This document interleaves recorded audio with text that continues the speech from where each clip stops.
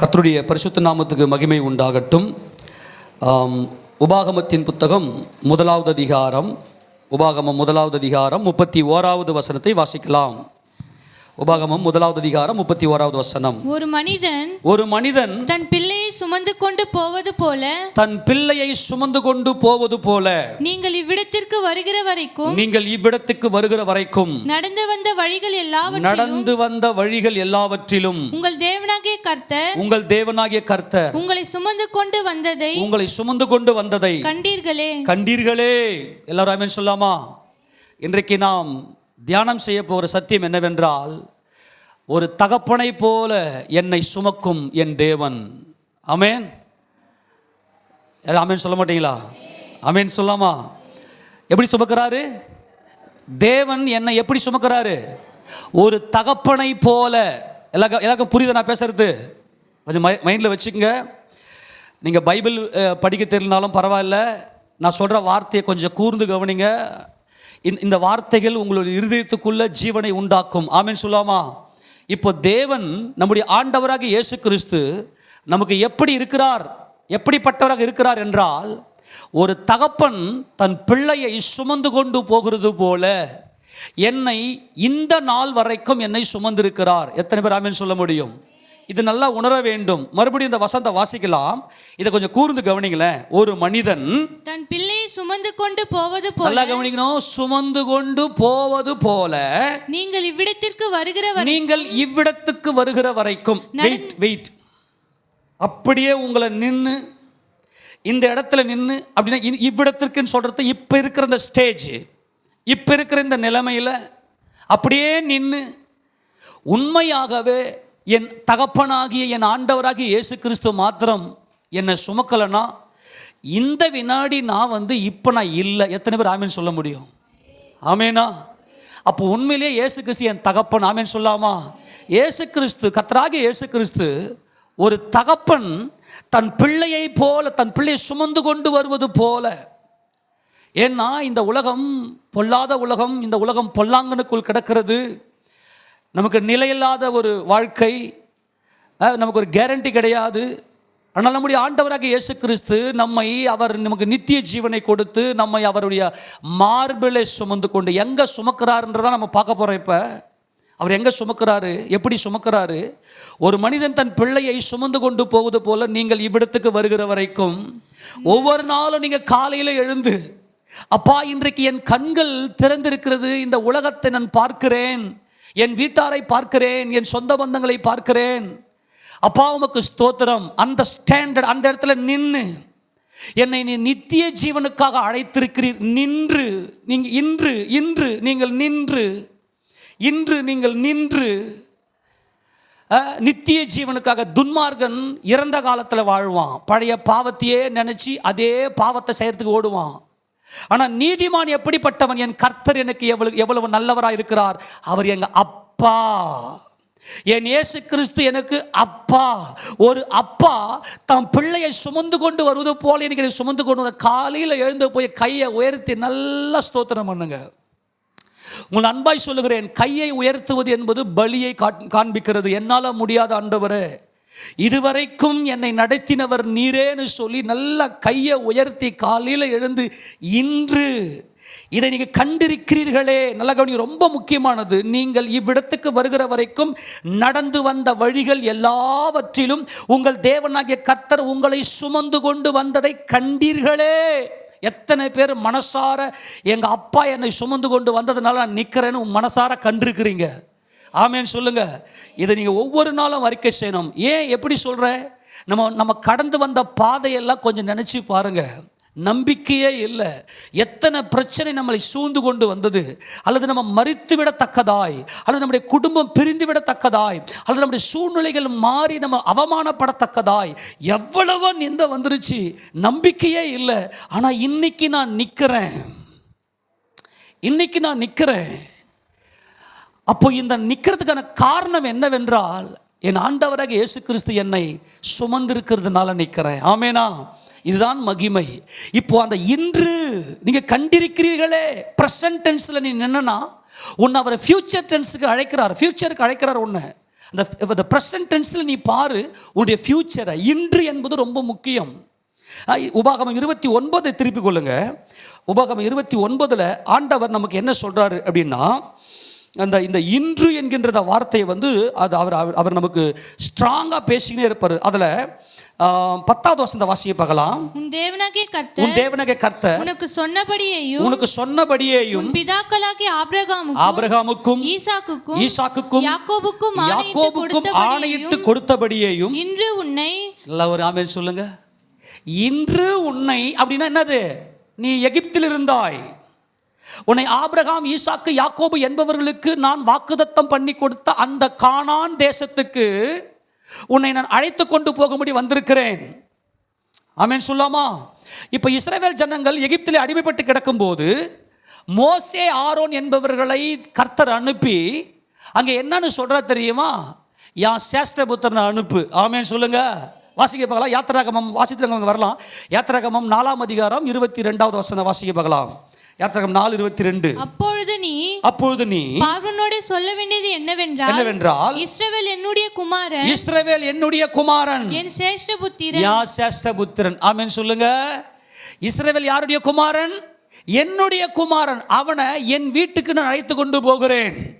அவனை பாலும் தேனும் ஓடுகிற கானான் தேசத்துக்கு அழைத்து கொண்டு போகிறேன். இப்போ இஸ்ரவேல் ஜனங்கள் 40 வருஷம் கடந்து மோவாபின் சமனான வெளியிலே அவர்கள் இருக்கிறார்கள், யோர்தானை கடந்து போகும்படியாக. அந்த இடத்துல மோசே சொல்றாரு, நீங்க விட்டு வந்த எகிப்தை முழுசும் மறந்துருங்க.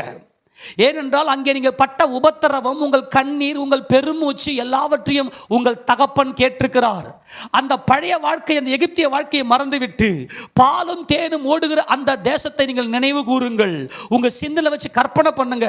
கர்த்தராகிய இயேசு கிறிஸ்து நம்மை அழைத்தார். இந்த 2000 ஆண்டு காலமாக சபை இன்றைக்கு செயல்பட்டு கொண்டிருக்கிறது. கர்த்தருடைய வருகையை நாம் எதிர்நோக்கி கொண்டிருக்கிறோம். இன்றைக்கு அதே மோவாபிய சமனான வெளியில் நின்று கொண்டு என் தகப்பன் என்னை சுமந்து கொண்டு வந்தார் என்பதை பாருங்கள். இப்ப திருப்பி வாசிக்க போலாம். உபாகமம் 29ஆம் அதிகாரத்தில் 10ஆம் வசனம் தொடர்ந்து வாசிக்கலாம். இன்று உனக்கு தமக்கு ஜனமாக ஏற்படுத்தி கொள்ளவும் தாம் உனக்கு தேவனாய் இருக்கவும். ஆமென் சொல்லுங்க. எதுக்காக? அவர் உனக்கு தேவனாய் இருப்பதற்காக. ஆமென் சொல்லாமா? அவர் உனக்கு தேவனாய் இருப்பதற்காக தேவன் உன்னை அவருடைய பிள்ளையாக்கி கொண்டார். நாம் தேவர்கள். ஆமென். தேவ வசனத்தை பெற்றுக்கொண்டவர்கள் தேவர்கள். அப்போ தாம் உனக்கு அவர் தேவனா இருக்கணும்னா அவர் உன்னை எப்படி பார்க்கிறார்னா பிள்ளையாக. ஒரு தகப்பன் தாம் பிள்ளையை சுமந்து கொண்டு போறத போல நான் உங்களை சுமந்து கொண்டு வந்தேன். எகிப்து என்பது உலகம். உலகத்தில் தேவனை அறியாம ஊமையான விக்கிரகங்களை நாம் ஆராதனை செய்து கொண்டிருந்தோம். அந்த நாட்களிலும் அவருடைய கண்களே நம்மை பாதுகாத்தது. ஆமெனா? அவருடைய பலத்த புயமே நம்மை பாதுகாத்தது. நாம் அவர் அறியாமல் இருந்தோம், ஆனால் அவர் எல்லாம் அறிந்தவர். ஆமெனா? நம்முடைய ஆண்டவராகிய இயேசு கிறிஸ்து நாம் அவரை அறிவதற்கு முன்பதாகவே அவர் நம்மை குறித்து எல்லாம் அறிந்தவர். அவருக்கு முன்பதாக காலங்கள் மறைந்திருக்கவில்லை, எல்லாம் அறிந்தவர். அப்போ இங்க மோசே சொல்றாரு, இன்று தபாரு கானானா பாரு, நடக்கிற சூழ்நிலையெல்லாம் பாரு, கர்த்தராகிய இயேசு கிறிஸ்துவின் வருகை எவ்வளவு சமீபம் என்பதை பாரு. அப்போ நீ அந்த வருகையில் நீ பங்கடைய வேண்டுமே ஆனால் ஒரு தகப்பன் தன் பிள்ளையை சுமந்து கொண்டு வருவதைப் போல என்னை சுமந்து கொண்டு வந்தார் என்கின்ற நேசமும் அன்பும் அந்த நன்றி உணர்வும் அவருடைய வழிநடத்துதலை பார்க்கக்கூடிய தெளிந்த புத்தியும் அந்த மனக்கண்களும் நமக்கு திறந்திருக்க வேண்டும். அதைத்தான் இன்று நீங்க பாரு. தொடர்ந்து வாசிங்களேன். 11ஆம் வசனம். நீ உன் தேவனாகிய கர்த்தருடைய உடன்படிக்கைக்கும் இன்று அவர் உன்னோடே பண்ணுகிற அவருடைய ஆணை உறுதிக்கும் உட்படும்படிக்கு அந்த உடன்படிக்கை, அவருடைய வார்த்தை, அப்பாவுடைய வார்த்தைக்கு கீழ்ப்படுகிறவனே குமாரன். நியாயப்பிரமாணம் தேவனுடைய வார்த்தை. இந்த தேவனுடைய வார்த்தைக்கு நீ கீழ்ப்படி. தேவனுடைய வார்த்தையின் பூர்ணம் என்ன? சகோதர சிநேகம். உன் சகோதரனை உன் சகோதரனா பாரு, உன் சகோதரியை உன் சகோதரியா பாரு, உன் சகோதரனை நேசி, உன் சகோதரனுக்காக நீ எல்லாவற்றையும் கொடு. அப்பதான் நீ என்னுடைய பிள்ளை. ஏனென்றால் இந்த சகோதரன் என் தேவனால் படைக்கப்பட்டவன் என்ற பார்வை உனக்குள்ள வரணும். ஆக அந்த இன்று என்பது பழைய எகிப்திய பாரம்பரிய அடிமைத்தன வாழ்க்கை விட்டு வெளியே வந்துட்டு ஒரு தகப்பன் எப்படி ஒரு பிள்ளையை சுமந்து கொண்டிருக்கிறாரோ அதே போல என் தகப்பன் என்னை சுமந்து வந்திருக்கிறார். நான் இன்னும் நிர்மூலமாகவில்லை, நான் பூமியை சுதந்திரித்துக் கொள்ளுவேன். ஆமென். அந்த மனநிலை நம்ம ஒவ்வொரு நாளும் காலையில் போயிட்டு அவரை துதிங்க. அன்னைக்கு அந்த காலை துதி அந்த நாள் முழுக்க உங்களை துதியிலே நடத்தும். அவருடைய வசனத்தை தியானத்திலேயே இருங்க. அப்போ அவர் என்ன செய்யறார், நம்மோடு ஒரு உடன்படிக்கை செய்கிறார். அப்பா புள்ள உறவு எப்போ நீடிக்கும் அப்படின்னா, அப்பாவுடைய வார்த்தைக்கு ஒரு புள்ள கீழ்ப்படுகிற வரைக்கும் அந்த உறவு நீடிக்கும். அந்த உடன்படிக்கை முறிஞ்சிட்ட பிற்பாடு அந்த உறவுல ஒரு பெரிய விரிசல் ஏற்படும் இல்லையா? உண்மையா இல்லையா? அதே போல் தான் தேவன் தம்முடைய வார்த்தையாகிய இந்த பரிசுத்த வேதத்தை நம்மோடு கையில் கொடுத்துட்டு இந்த வசனத்தை அப்படியே ஃபாலோ பண்ணு, இந்த வசனத்தை தியானி. வேற ஒன்றும் இல்லை, இந்த வசனத்தை உன் இருதயத்தில் பதித்துக்கொள். வேற ஒன்றும் கேட்கல. நீ என் பிள்ளைன்னா அதுதான் சொல்கிறேன். நம்ம ஏசப்பா கிருபையில் படிக்க தெரியாத தாய்மார்களும் சகோதரிகளும் உண்டு. நான் சொல்கிற இந்த வார்த்தைகளை கொஞ்சம் கூர்ந்து கவனமாக கேட்டு அதை தியானம் பண்ணிங்கன்னா அப்படியே உங்கள் இருதயத்தில் போய் பதியும். நீங்கள் தேவனுடைய பிள்ளைகளாக மாறுவீர்கள். ஆமேனா? இப்போ ஆண்டவர் சொல்றாரு, தொடர்ந்து வாசிக்க பார்க்கலாம். வாசி. உங்கள் கோத்திரங்களின் தலைவரும் உங்கள் மூப்பரும் உங்கள் அதிபதிகளும் இஸ்ரவேலின் சகல புருஷரும் உங்கள் பிள்ளைகளும் உங்கள் மனைவிகளும் உங்கள் பாளையத்துக்குள் இருக்கிற உங்கள் விறகுக்காரனும் உங்கள் தண்ணீர்க்காரனுமான அந்நியர் எல்லாரும் இன்று உங்கள் தேவனாகிய கர்த்தருடைய சமூகத்தில் இன்று நல்ல கவனி. துன்மார்கன் இறந்த காலத்தில் அவன் செஞ்ச பாவத்தை, அவன் செஞ்ச அந்த எகிப்திய வாழ்க்கையை, எகிப்துடைய அருவருப்பை நினைத்து கொண்டிருக்கிறான். இந்த 40 வருட காலமாய் கர்த்தர் உங்களை ஒரு தகப்பன் ஒரு தன் பிள்ளையை சுமந்து கொண்டு வருகிற வண்ணமாய் சுமந்து கொண்டு வந்திருக்கிறார். அதனால உன் தகப்பன் இவர் என் அப்பா, இந்த இயேசு கிறிஸ்து என் தகப்பன், என் அப்பா, அவர் என்னை சுமந்து வந்திருக்கிறார் என்ற பார்வை உனக்கும் உன் ஜனங்களுக்கும் இருக்கட்டும் என்று தேவன் இங்கே சொல்லுகிறார். இன்று. ஏன் இந்த இன்று? பிரசன்ட்டுக்குள்ள வா. என்ன பண்ணாருன்றத உன் கண்ணை கழுவிட்டு பாரு. நம்மெல்லாம் ஒரு காலத்தில் நடுத்தெருவில் நின்னோம், நமக்கு வாழ்க்கை கிடைக்குமான்னு சொல்லி. எல்லாரும் கைவிட்ட நேரத்தில் கர்த்தராகிய இயேசு கிறிஸ்து தேடி வந்தார். நம்ம நினைப்போம் அன்னைக்கு தான் வந்தார்னு நினச்சி. நமக்கு அன்னைக்கு இல்லை, தாயின் வயிற்றில் அல்ல, தாயின் வயிற்றில் உருவாக்குறதுக்கு முன்பதாகவே அவர் நம்மை முன்குறித்திருக்கிறார். ஆமேனா? அந்த முன்குறித்த தேவன் மாறாதவராய், நம்மை மறக்காதவராய். ஏன்னா ஏன் நமக்கு அன்னைக்கு புரியுதுன்னா, அன்னைக்கு வரைக்கும் மாம்சம் நமக்குள்ளே வேலை செஞ்சு என்னால் எல்லாம் முடியும்னு ஓடிக்கின்னு இருந்தோம். ஒரு ஸ்டேஜில் என்னால் எதுவுமே முடியாதுப்பா, எனக்குன்னு உதவி செய்ய யாராவது வரமாட்டாங்களான்னு நிற்கும் போது உன் பார்வை அவரை பார்க்க வேண்டும். அந்த நேரத்தில் அவர் வந்தார். இன்னைக்கு அநேக பேர் அதை மறந்துட்டோம். இன்னைக்கு அவர் செஞ்ச நன்மைகளை மறந்துட்டோம். ஒவ்வொரு நாளும் நீ மாம்சத்தில் அவர் உனக்கு செய்த நன்மைகளை நீ நினைச்சா மட்டும்தான் நீ ஆவியா இருக்கிற தேவனை ஆவியில் துதிக்க முடியும். இப்போ நம்மளாம் மாம்சத்தில் இருக்கிறோம், நமக்கு தேவைகள் உண்டு. ஒவ்வொன்றையும் தேவன் நமக்கு அன்றாடம் சந்திக்கிறார், நம்மை பாதுகாக்கிறார். எப்படி பாதுகாக்கிறார்? ஒரு தகப்பன் தன் பிள்ளையை தன் மார்பிள சுமந்து கொண்டு வருகிற வண்ணமாய். அப்போ அவர் கேட்குற ஒரே ஒரு கேள்வி, என் வார்த்தைக்கு நீ கீழ்ப்படுவியா? நான் உன் அப்பா அண்ணா, உன் கண்ணில் நான் அப்பான்னு தெரிஞ்சதுன்னா அப்பாவுடைய வார்த்தைக்கு ஒரு புள்ள கீழ்ப்படியுமா? இல்லை. அதுபோல் நீ கீழ்ப்படிய முடியுமா?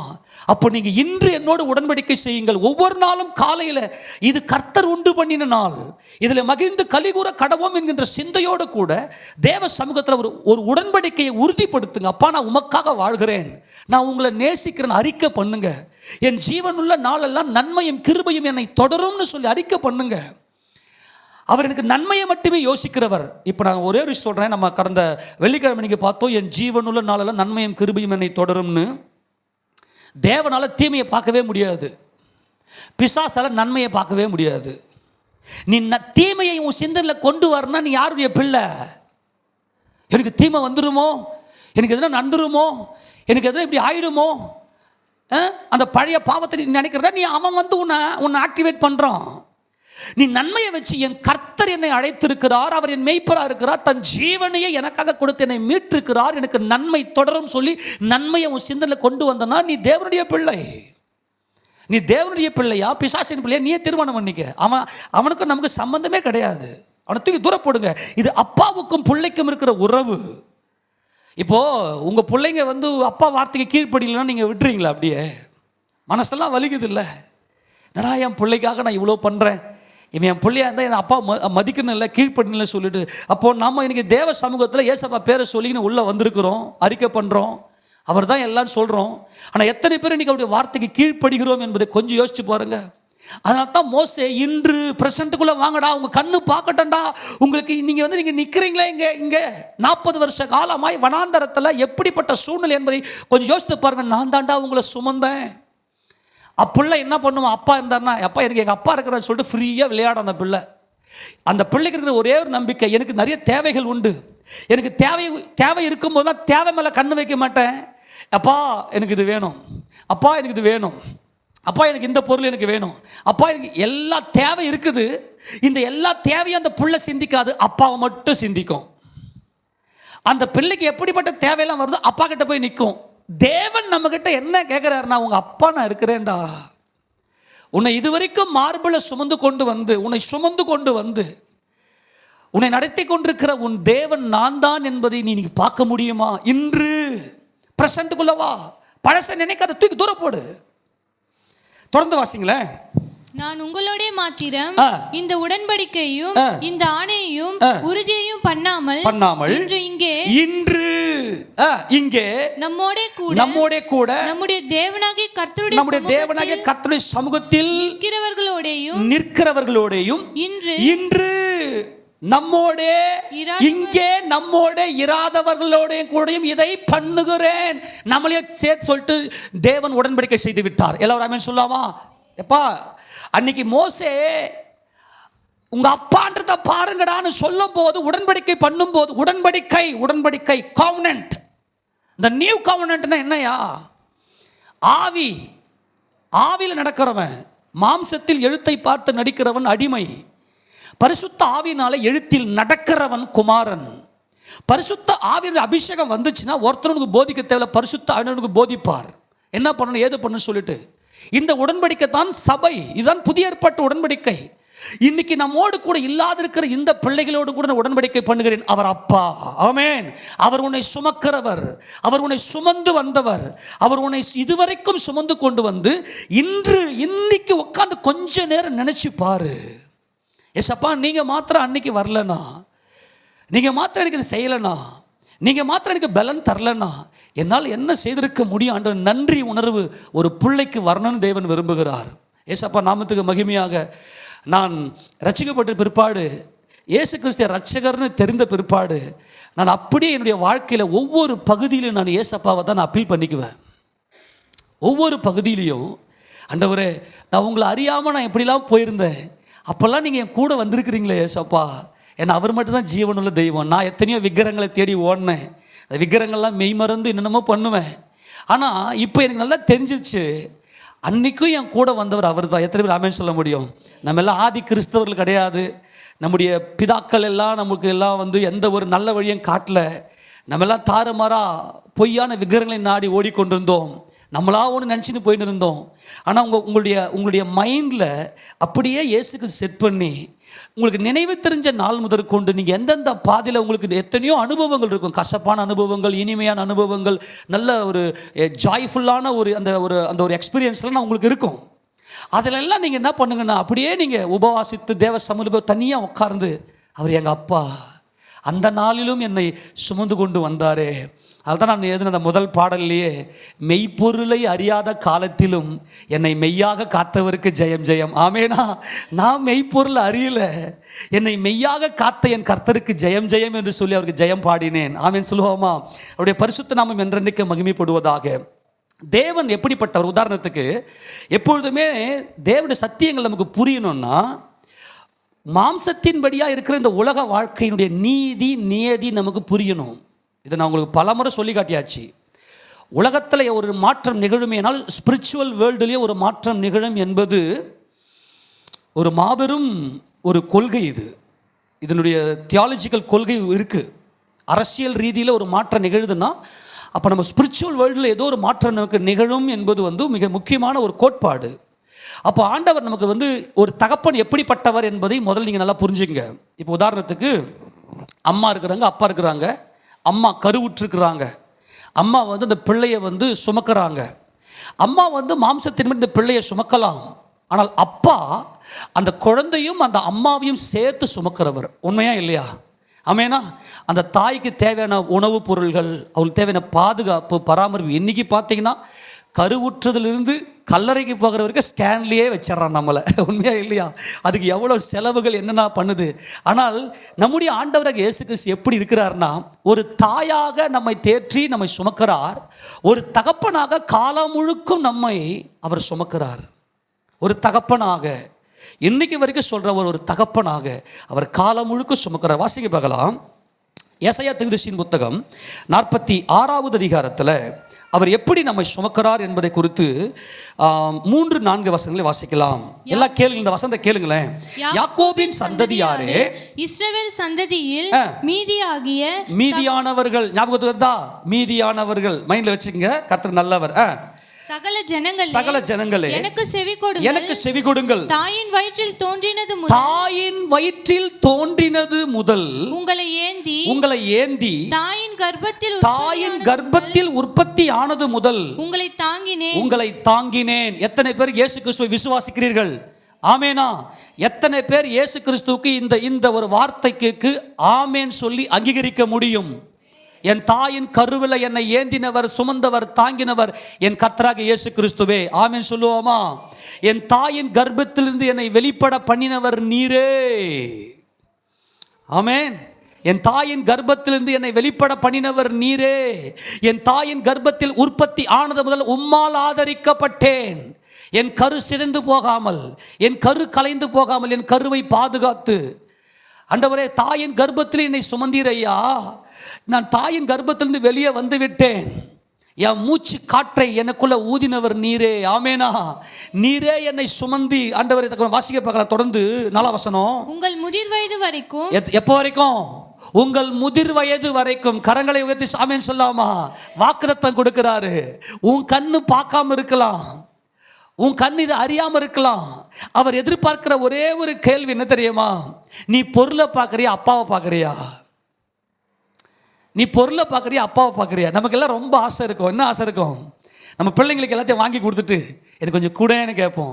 அந்த பிள்ளை என்ன பண்ண, சில பிள்ளைங்க வந்து ரொம்ப அன்பாக இருந்து அப்பா கேட்குது அம்மா கேட்குதுன்னு சொல்லிட்டு ஊட்டிலாம் விடும். சில பிள்ளைங்க அந்த பொருள் மேலேயே கண்ணாக இருக்கும். அதுக்கு என்ன பண்ணாதுங்க, அதுக்கு ஒரு காலம் வரும்போது அதை புரிஞ்சிக்குவாங்க. தேவன் ஏசப்பா நம்ம மேலே எப்படி இருக்க தெரியுமா? என் மகனே, என் மகளே, இதுவரைக்கும் நான் உன்னை சுமந்து வந்தேன். உன் தேவையெல்லாம் என்னன்னு எனக்கு தெரியும். நான் தான் உனக்கு கொடுத்தேன். இவ்வளோத்தையும் உனக்கு கொடுத்து உன் வாழ்க்கையை இவ்வளவு ருசிகரமாக அமைச்சு கொடுத்து உன்னை நான் சந்தோஷமாக வச்சிருக்கிறேனே, என்னை நீ அப்பான்னு நீ உணர மாட்டியா? எங்கள் அப்பா என்னை சுமந்து வந்தார். அப்பா சுமக்கிறாருன்னா என்ன அர்த்தம்? என்னை கண்ணீர் சிந்தாமல் என்னை பார்த்துக்கிறாரு. இது வரைக்கும் எத்தனையோ பிரச்சனை வந்திருக்கலாம். நான் உன்னை முதிர் வயது வரைக்கும் நான் உன்னை சுமப்பேன். தொடர்ந்து வாசிங்க. நரை வயது மட்டும் நான் உங்களை தாங்குவேன். ஆமா, நீ உனக்கு முடி நரைச்சி போச்சுன்றதுனால நீ கேள்வி கிழவன் சொல்லிக்கலாம். முடி நரைச்சி போச்சு, பாட்டி, தாத்தா பாட்டி அப்படின்னு சொல்லிக்கலாம். ஆனா நீ எனக்கு குழந்தை, நீ என் பிள்ளை, நான் உன்னை சுமந்து கொண்டிருக்கிறேன். உன்னை நரை வயது மட்டும் நான் உங்களை தாங்குவேன். நான் அப்படி செய்து வந்தேன். இனிமேலும் நான் ஏந்துவேன், நான் சுமப்பேன், நான் தப்பு வைப்பேன். ஆமென் சொல்லுவோமா? இனிமேலும் நான் உன்னை சுமப்பேன், உன்னை தப்பு வைப்பேன், உன்னை ஏந்துவேன் என்று சொல்லுகிற ஒரு நல்ல தகப்பன் நமக்கு உண்டு. இந்த இஸ்ரவேல் ஜனங்களை ஆண்டவர் எப்படி நடத்தின்னு வந்தார்னா, தேவன் எப்படி இருக்கிறார்? ஆவியாய் இருக்கிறார். இஸ்ரவேல் ஜனங்கள் ஆபிரகாம், ஈசாக்கு, யாக்கோபு என்பவருடைய சந்ததி, ஆபிரகாமுடைய சந்ததி. அவர்களை தம்முடைய சந்ததியாக மாற்ற வேண்டும் தேவன். ஆபிரகாம், ஈசாக்கு, யாக்கோபு என்பவர் ஜீவனுள்ளோருக்கு தேவனாக இருக்கிறார். மரித்தோருக்கு தேவனாய் இராமல் அவர் ஜீவனுள்ளோருக்கு தேவனாய் இருக்கிறார். அப்படியானால் ஆபிரகாம், ஈசாக்கு, யாக்கோபெல்லாம் உயிர் தேர்ந்திருப்பார்கள். அவருடைய பிள்ளைகளை தம்முடைய பிள்ளைகளாக, தம்முடைய வசனத்துக்கு கீழ்ப்படுகிறவர்களாக ஆபிரகாம் என்னுடைய நீதி நியாயங்களை தம்முடைய பிள்ளைகளுக்கு போதிப்பான். இந்த தேவனுடைய வார்த்தையை தம் பிள்ளைகளுக்கு போதிக்கிறது தான் அப்பா. அப்பா என்பவர் யாரு? தேவனுடைய வார்த்தையை தம் பிள்ளைகளுக்கு போதிக்கணும். அப்போ ஆண்டவர் என்ன சொன்னார்னா, இந்த வசனத்தை நீங்கள் கொஞ்சம் கூர்ந்து கவனிங்க, என் வசனத்துக்கு கீழ்ப்படிங்க. நீங்கள் என்ன செய்யணும்னா, என் வார்த்தை என்னன்றதை பார்த்துட்டு நல்லா கவனிங்க. என் வார்த்தை என்ன என்பதை நீங்கள் புரிந்து கொள்ளணும்னா, நான் கொடுத்த வார்த்தை எப்படிப்பட்டது என்பதை புரிந்து கொள்ளணும்னா மாம்சத்தின்படி நான் உனக்கு செய்த நன்மையை கொஞ்சம் உத்து பாரு. எவ்வளவு ஆச்சரியமானவைகள், எவ்வளவு அதிசயமானவைகள், நினைச்சு கூட பார்க்க முடியாத ஒரு அதிசயங்கள் உனக்கு நடந்திருக்குது. அந்த அதிசயத்தை நீ பார்க்கல, அந்த அதிசயத்தை பார்க்கல. கவனிங்க, அது ஆச்சரியமானது. உன் வாழ்க்கையில் நான் செய்திருக்கிற காரியங்கள் அவ்வளவு ஆச்சரியமானவைகள். அந்த அதிசயத்தை நீ பார்க்கல, மாறாக அந்த பொருளையே பார்க்கிற. இது அதிசயம், என் தேவன் அதிசயமானவர், நான் உன்னை அதிசயங்களை காண பண்ணுவேன். நீ எகிப்து தேசத்திலிருந்து புறப்பட்ட நாளில் நடந்ததை போல உன்னை அதிசயங்களை காண பண்ணுவேன். என் வாழ்க்கையில் நடந்த ஒவ்வொன்றும் அதிசயம். அப்போ அந்த அதிசயத்தை பார்த்தால் தான் இந்த வார்த்தை புரியும். இந்த வார்த்தை இருதயத்தில் உட்காரும். இப்போ 5 அப்பம் 2 மீன் எடுத்து 5000 புருஷருக்கு பங்கிட்டு கொடுத்தாரு. அங்கே அவங்க என்ன பண்ணாங்க, இஸ்ரவேல் ஜனங்க என்ன பண்ணாங்கன்னா கப்பர் நகுமுக்கு கப்பல் படகுல ஏறி ஓடி போய் ஏசப்பா தேடி ஓடினாங்க. ஆண்டவர் சொன்னார், டேய் நீங்கள் அதிசயத்தை பார்த்து நீங்கள் வரலடா, அப்பம் புசித்ததுனால வந்து உட்காந்துருக்க. இது அதிசயம். வெறும் 5 அப்பம் 2 மீன் தான் இருந்துச்சு. ஆனால் 5000 பேருக்கு நான் கொடுத்தேன். அந்த அதிசயத்தை உங்க கண்ணு பார்க்கலையாடா, ஏன்டா அந்த உணர்வு இல்லை? நான் உங்க அப்பாடா, நான் உனக்கு அப்பான்னா போஷிக்கிறவர், அப்பான்னா உன்னை தாங்குகிறவர். தாங்குகிறவர் என்றால் உன்னை கண்ணீர் சிந்தாமல் பாதுகாத்துக் கொள்ளுகிறவர். இப்போ ஏசப்பா கிருபையில் எனக்கு 3 பிள்ளைகள். 3 பிள்ளைகள் வந்து ஒருத்தரை மாற்ற ஒருத்தர் அடிச்சுக்கின்னு கொஞ்சம் மனஸ்தாபப்பட்டு போயிட்டாங்கன்னா, இப்போ நான் என்ன பண்ணணும், அவங்கள போயிட்டு விசாரிச்சு உனக்கு மனசு உடஞ்சதுக்கு என்ன காரணம். இப்போ மனசு உடஞ்சிக்கினே இருந்துட்டாக்கா நான் அப்பா வந்து கம்முன்னு இருப்பேனா? விசாரிக்க மாட்டோமா? அப்போது நம்ம போய் சுமக்கணும். அப்போ சுமக்கணும்னா என்னது? சுமக்கிறதுனா என்னது? அவருடைய மனது உடையாதபடிக்கு, அவருடைய மனம் வருந்தாதபடிக்கு நம்ம அவரை பாதுகாப்பது தான் அந்த மகிமை. அப்போ ஆண்டவர் இங்கே என்ன பண்ணார்னா, நீங்கள் அதிசயத்தை பார்த்ததுனால வரலடா, அப்பம் தின்னதுனால தானே வந்தீங்க. உங்கள் கண்ணு இன்று உனக்கு செய்த அதிசயங்களை பார். நீ பிறந்த நாள் முதற் கொண்டு அல்ல, உன் தாயின் கருவில் உன் கரு சிதையாமல் கண்டவரும் அவரே, உன் தலையில் உள்ள மயிரெல்லாம் எண்ணி வைத்தவரும் அவரே. அவரை நோக்கி பார். அவர் எவ்வளவு அதிசயமானவர், எவ்வளவு ஆச்சரியமானவர். இந்த உலகத்தில் நான் ஒருத்தன் தான் நானாக இருக்கிறேன். என்னை போல இந்த உலகத்தில் வேறு யாருமே கிடையாது. எவ்வளவு ஸ்பெஷல் அவருடைய பார்வைக்கு. ஆண்டவர் என்ன பண்ணார்னா, இதுக்காகத்தான் நம்மளை அழைச்சார். கொஞ்சம் உணர்ந்துக்குங்கடா, எவ்வளவு ஆச்சரியமாக நடத்தி வந்திருக்கிறேன் நான், இதை உணர்ந்துக்குங்கடா அப்படின்னு சொல்லி தான் ஆண்டவர் என்ன பண்ணுறாருன்னா நம்மை அழைத்திருக்கிறார். இப்போது ஆண்டவர் இந்த இஸ்ரவேல் ஜனங்களுக்கு இவ்வளவு அதிசயமாக நடத்தி வந்தோம், அவங்களுக்கு அந்த உணர்வு இல்லாமல் போயிடுச்சு. எவ்வளோ துக்கப்படுறா தெரியுமா? எடுத்து வாசிங்களேன். இதே உபாகம புத்தகம் 29 எடுத்துங்களேன். உபாகமம் 29ஆம் அதிகாரத்தில் 3லேருந்து வாசிங்க பார்க்கலாம். கர்த்தர் செய்த 2 வாசிங்க. மோசே இஸ்ரவேல் எல்லாரையும் வரவழைத்து அவர்களை நோக்கி எகிப்து தேசத்தில் உங்கள் கண்களுக்கு முன்பாக, அம்மா கொஞ்சம் கவனிங்க, உங்கள் கண்களுக்கு முன்பாக என்பது அதிசயம். எகிப்தில் நீ அடிமைப்பட்டு கிடந்தது பாவ வாழ்க்கை, கண்ணீர் வாழ்க்கை, துக்க வாழ்க்கை, வேதனை வாழ்க்கை. அந்த இன்று பாருங்க, உங்கள் கண்களுக்கு முன்பாக பார்வோனுக்கும் அவனுடைய எல்லா ஊழியக்காரருக்கும் அவனுடைய தேசம் முழுவதற்கும் கர்த்தர் செய்த பெரிய சோதனைகளையும் பெரிய அடையாளங்களையும் அற்புதங்களையும் கண்ணார கண்டீர்களே. இயேசு கிறிஸ்து மாத்திரம் என்னை தேடி வரவில்லை என்றால் உலகம் என்னை விழுங்கியிருக்கும். உயிர்த்தெழுந்த இயேசு கிறிஸ்து, தேவனாகிய இயேசு கிறிஸ்து என்னை தேடி வரவில்லை என்றால் உலகம் என்னை நிர்மூலமாக்கி இருக்கும். உன் கண்ணு, உன் மனக்கண்ணு திறந்திருக்கிறதா? கண்டிருக்கிறையா? நான் உனக்கு செய்த இந்த நன்மையை, இந்த அதிசயத்தை எப்படி நீ தப்பன? கண்ணி தெரித்தது, குருவி தப்பினது. வேடருடைய கண்ணிக்கு தப்பின குருவியை போல 124ஆம் சங்கீதம் 7ஆம் வசனத்தை வாசிக்கும் போது, வேடருடைய கண்ணிக்கு தப்பின குருவியை போல தப்பின என் ஆத்மா தப்பிற்று. எப்படி தப்பின? எவ்வளவு ஆச்சரியம்! இப்போ ஏசப்பா நாமத்துக்கு மகிமையாக என்னுடைய இருதயம் முழுக்க என்ன இருந்துச்சுன்னா சாவு மட்டும்தான் இருந்துச்சு. நான் இன்னைக்கு வரைக்கும் நான் உயிரோடு இருக்குன்னு எனக்கு தெரியல. எவ்வளவு ஆச்சரியம் தெரியுமா? நான் செத்து போயிடணும், என் மைண்டு முழுக்க என்ன இருந்துச்சு தெரியுமா? இப்போ 2005 நான் ரட்சிக்கப்பட்டேன். அந்த 2003 2005 வரைக்கும் பார்த்தீங்கன்னாக்கா என்னுடைய மைண்டு முழுக்க என்ன இருந்துச்சுன்னா, எப்படி சாவலாம். என் ஆண்டவராக இயேசு கிறிஸ்து என்னை தேடி வந்தார். உலகம் என்னை விழுங்க பார்த்தது. ஆனால் இன்றைக்கு எத்தனை பேர் இந்த நன்றியை மறந்துவிட்டு, நான் உன்னை சுமந்து கொண்டிருக்கிறேன்டா, நான் உன்னை சுமந்து கொண்டிருக்கிறேன். எப்படி? உன் கண்ணு கண்டிருக்குதே, கண்டீர்களே, நீ பார்த்த, நீ பார்த்த, ஆனால் அந்த ஃபீலிங் இல்லை. உன் உயிரில் அவர் கலக்கணும்னு விரும்புகிறாரு. உன் உயிரில் கிறிஸ்து இயேசு கலக்கணும்னு விரும்புகிறாரு. நீ உன் கண்ணு பார்த்துருக்குது, பார்த்த, ஓகே, ஆமாம், ஏதோ நடந்துச்சு, அற்புதம் நடந்துச்சு, அந்த மாம்சத்திலேயே இருந்துட்டான் அவன். என்ன சொல்றாரு பாருங்களேன், ஆகிலும் கர்த்தர் உங்களுக்கு உணரத்தக்க, என் ஜனங்கள் உணர்வு இல்லை, உணரத்தக்க இருதயத்தையும் காணத்தக்க கண்களையும் கேட்கத்தக்க காதுகளையும் இந்நாள் வரைக்கும் கொடுக்கவில்லை. இந்நாள் வரைக்கும் அவர் கொடுக்கல. இப்போ நான் கேட்குறது என்ன தெரியுமா? இன்றைக்கும் நம்ம கர்த்தரை துதிக்க முடியல, நம்முடைய இருதயத்தில் கர்த்தருடைய பிரசன்னத்தை உணர முடியல, கைத்தட்டி பாட முடியல, ஒரு உற்சாகம் இல்லை. ஒரு சின்ன கரெக்ஷன் பண்ணிட்டாவே அப்படியே இடறி விடுகிறோம். அந்த நான் என்ற சுயம் உள்ள இருக்கிறதுனால அந்த உணர்வு இல்லை.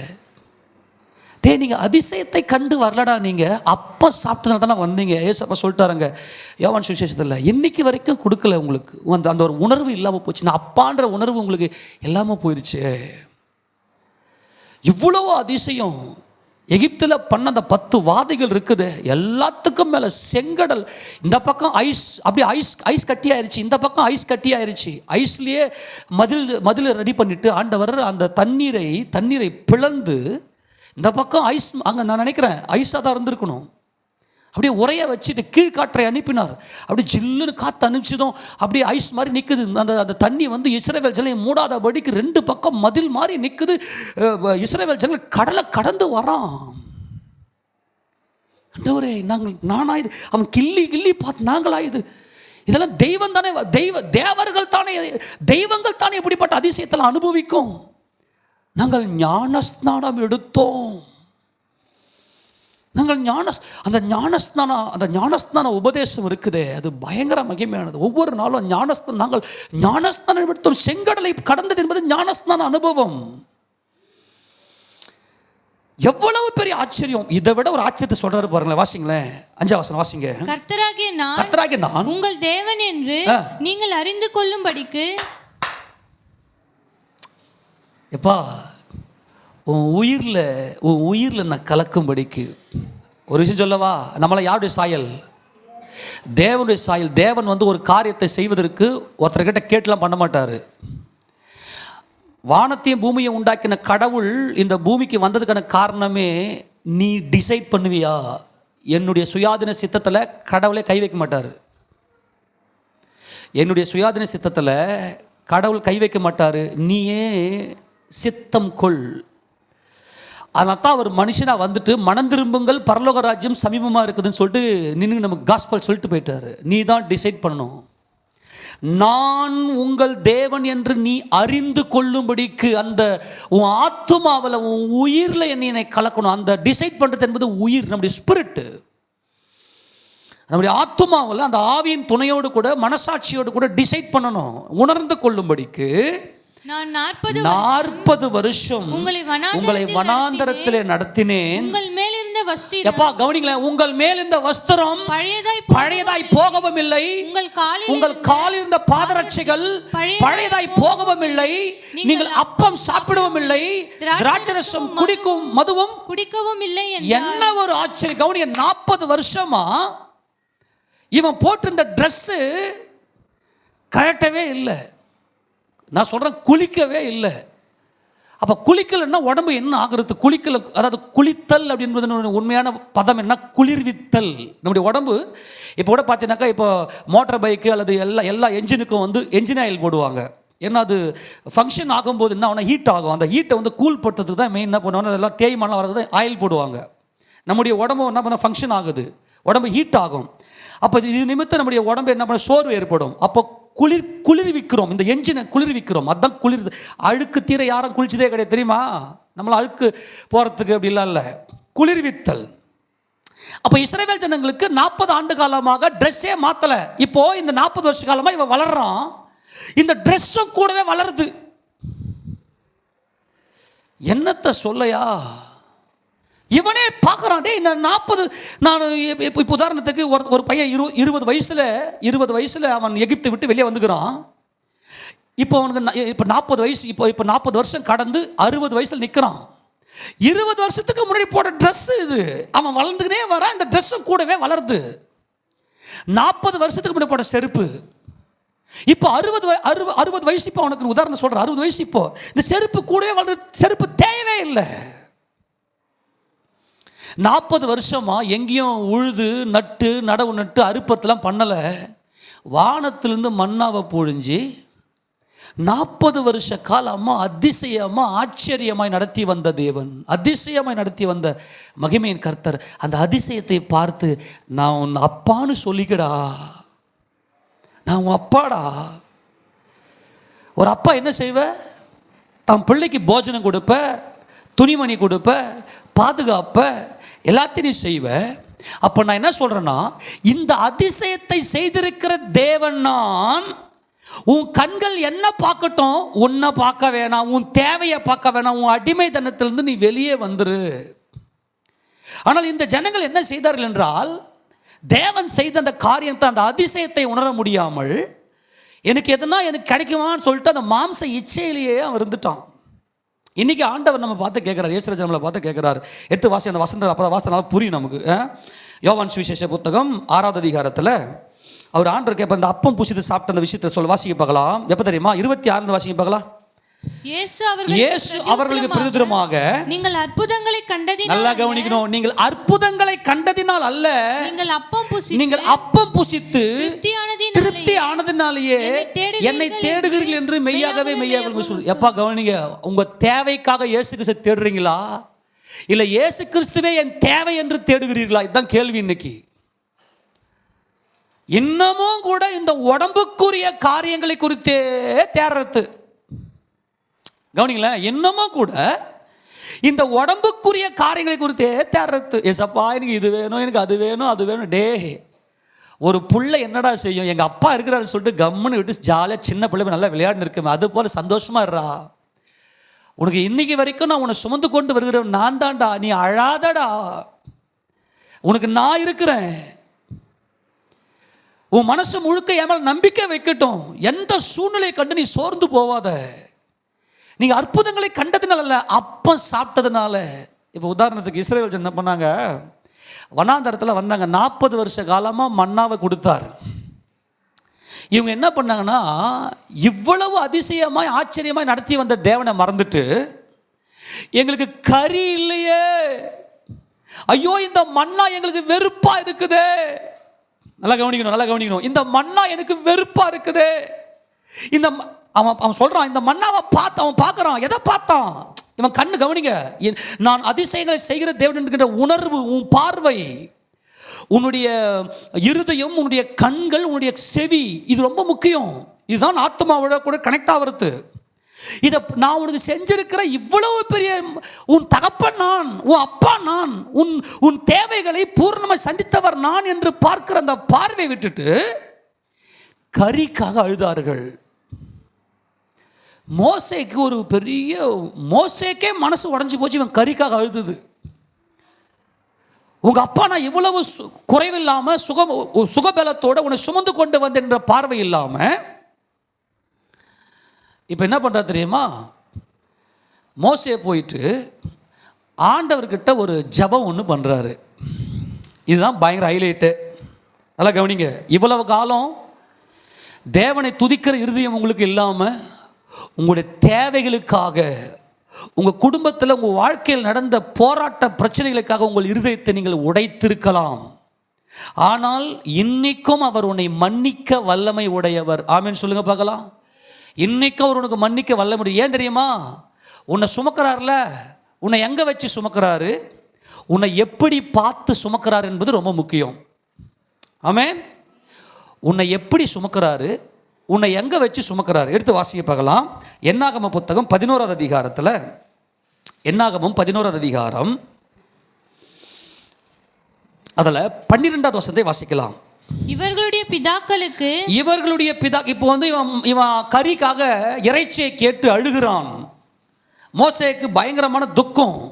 இவன் ஓன ஆறான்.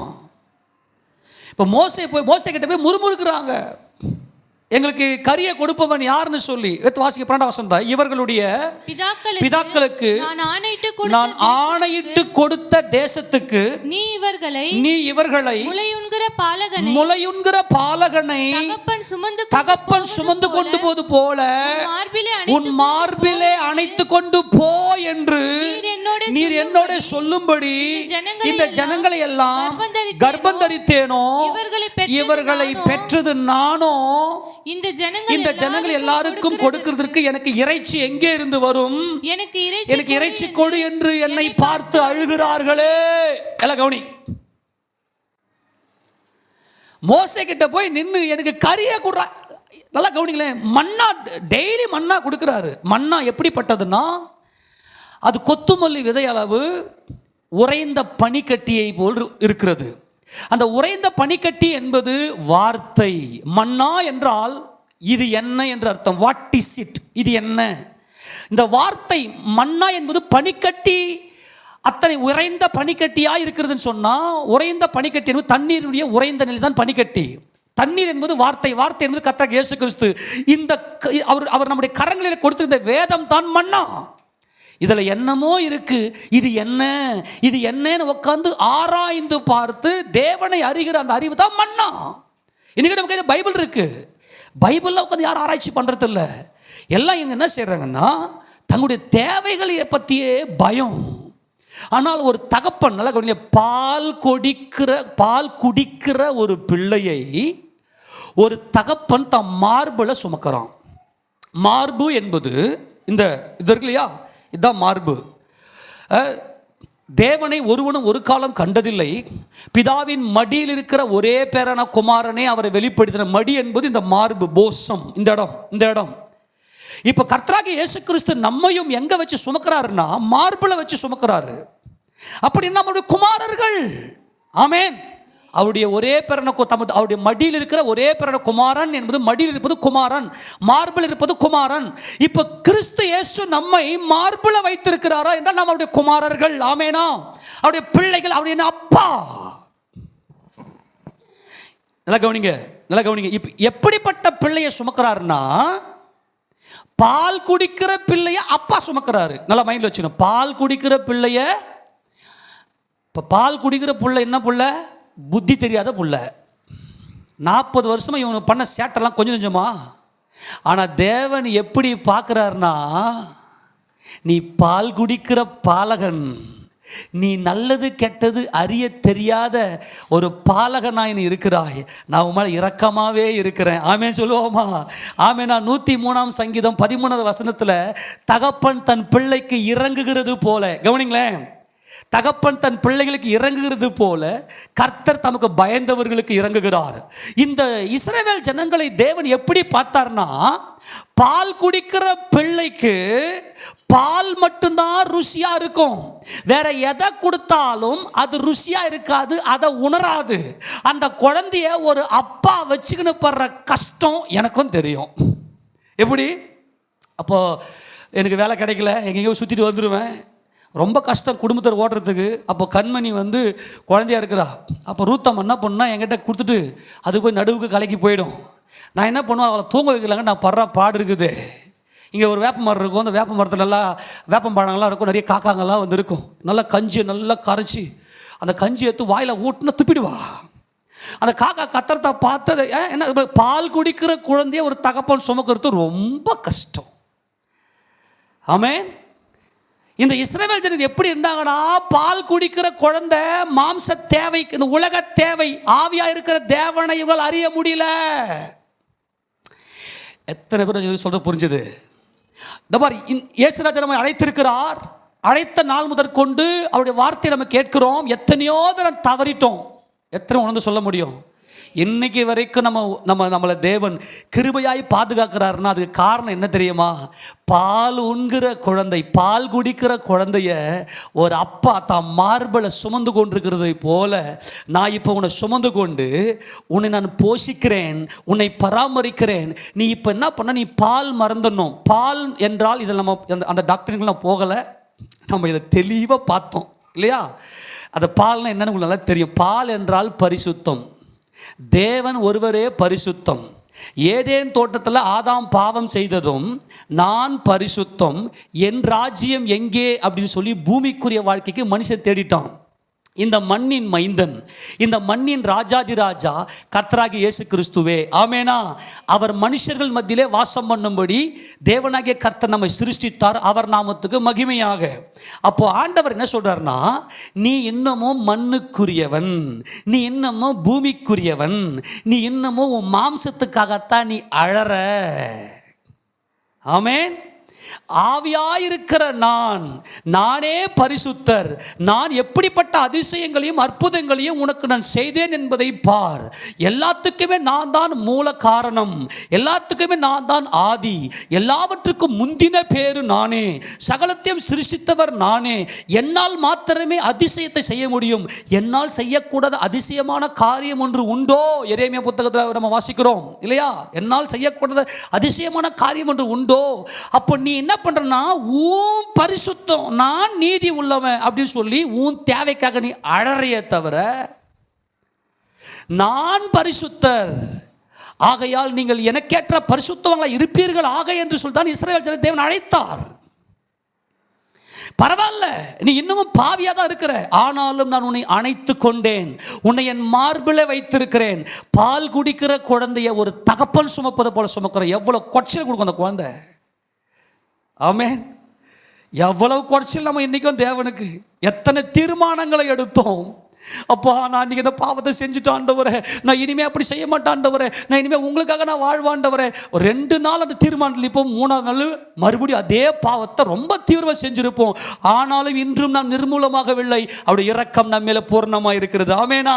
பால் குடிக்கிற ஒரு குழந்தையை ஒரு தகப்பன் தன் மார்பில் சுமந்து கொண்டு, தபருமா இந்த மண்ணாவை சாப்பிட்டுக்க, தபார் உன் வஸ்திரம் பழசா போகலை, உன்னை நான் எப்படி நடத்தி கொண்டு வந்தேன்னு பாரு அப்படின்னு ஒன்று ஒன்றா ஊற்றாரு. இது என்ன பண்ணுதுன்னா அப்படியே துண்ணுது. ஆனால் அப்போ கூட வேன் அழுது, எனக்கு பால் தான் வேணும், எனக்கு கறி தான் வேணும். இந்த மண்ணாவை பார்த்து எங்களால் பார்த்து இந்த மண்ணாவை பார்த்து பார்த்து பார்த்து நாங்கள் சோர்ந்து போய்விட்டோம். எப்போ பார்த்தாலும் பிரசங்கம் பிரசங்கம் பிரசங்கம் பிரசங்கம் பிரசங்கமா. இது பால் குடிக்கிற குழந்தை. ஆனால் தேவனுக்கு என்ன தேவை என்றால், பால் மறந்த பிள்ளைகள் அவருக்கு தேவை. ஆமேனா?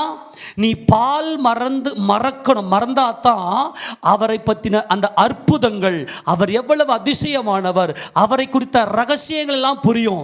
அதனால நீ பால் குடிக்கிற ஒரு பாலகனாய் உன் தேவைக்காக, இந்த அழிஞ்சு போகிற மாம்ச தேவைக்காக நீ அழுது கொண்டிருக்கிற, உன்னை தான் நான் அள்ளி அணைத்து என் மார்பிலை அணைத்து கொண்டு உனக்கு ஊட்டுகிறேன். நீ இப்போ என்ன பண்ண, கொஞ்சம் கொஞ்சமா உன்னை தேற்றுகிறதை, உன்னை ஆற்றுகிறதை, உன்னை நடத்துகிறதை, உன்னை சுமக்கிறதை நீ பார்த்து பாலை மறந்துரு. என்ன நோக்கி பாரு. புரிஞ்சு போச்சா? நானே தேவனா இருக்கும்படி, அதான் சொல்லினே வராரு. நான் தான் தேவன் என்று உன் இருதயத்தில் நீ சொல்லணும். நானே சர்வ வல்லமையுள்ள தேவன் என்று உன் உயிரில் நீ கலக்கணும். அப்போ பால் குடிக்கிற குழந்தைய இந்த 40 வருஷ காலமாக இந்த குழந்தைங்க பண்ண காரியத்தை நீங்கள் இந்த யாத்திராகமம் லேவியராகமத்திலேருந்து நீங்கள் வாஸ்து பார்த்தீங்கன்னாக்கா, என்னாகமம் உபாகமம் முழுக்க பார்த்தீங்கன்னா, இந்த இஸ்ரவேல் ஜனங்கள் எப்படியெல்லாம் தேவனை துக்கப்படுத்தினாங்க, எப்படியெல்லாம் வேதனைப்படுத்தாங்க, எப்படியெல்லாம் அவரை நிந்தித்தாங்க. ஆனாலும் அவர் மார்பிலை அணைத்து கொண்டிருக்கிற ஒரு நல்ல தகப்பன். ஆமேனா? ஆமேனா? பால் குடிக்கிற ஒரு குழந்தைய ஒரு தகப்பன் சுமக்கிறத போல, பால் குடிக்கிற ஒரு குழந்தைய ஒரு தகப்பன் சுமக்கிறத போல சுமந்து கொண்டு போன்னு சொன்னீங்க ஆண்டவரை. எட்டி எட்டி ஒதுக்கிறாங்க ஆண்டவரே. என்ன ஒரு வார்த்தை சொன்னால் எதிர்த்து நிற்கிறாங்க ஆண்டவரே. அவனை பற்றி தான் பேசுகிறான், நான் தேவனை பற்றி பேசுகிறேன்னு பார்க்க தெரியல ஆண்டவரே. இன்னமும் பால் குடிச்சுன்னு தான் இருக்கிறான். அவன் எப்போ பாலாக மறப்பான்? பாலாக மறந்தாதான் தேவ ரகசியங்கள் வெளிப்படும், எல்லாருக்கும் தேவ ரகசியம் வெளிப்படாது. இவன் பால் குடிக்கிறதுனால்தான் நாங்கள் எண்ணத்தை புசிப்போம், எங்களுக்கு இறைச்சி இல்லையே என்று சொன்னார்கள். ஆனால் இவர்கள் பால் மறந்தாதான் தேவ ரகசியம் வெளிப்படும்.